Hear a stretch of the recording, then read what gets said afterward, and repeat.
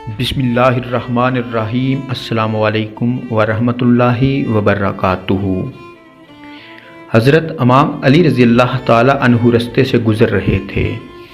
ایک شخص روتا روتا آپ کی خدمت میں آیا اور عرض کرنے لگا، یا علی رضی اللہ تعالی عنہ، میرا جس سے بھی واسطہ ہوتا ہے وہ مجھے سوائے تکلیف اور دھوکے کے کچھ نہیں دیتا۔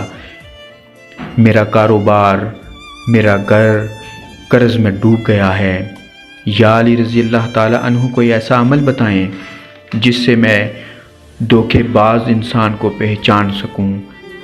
بس یہ کہنا تھا تو امام علی رضی اللہ تعالی عنہ نے فرمایا، اے شخص، اگر دھوکے باز انسان کو پہچاننا چاہتے ہو تو جس سے بھی کاروبار کرو یا بات کرو یا ملاقات کرو تو 3 مرتبہ یا علیم یا رحیم یا رحمان پڑھ کر اس کی آنکھوں میں دیکھو۔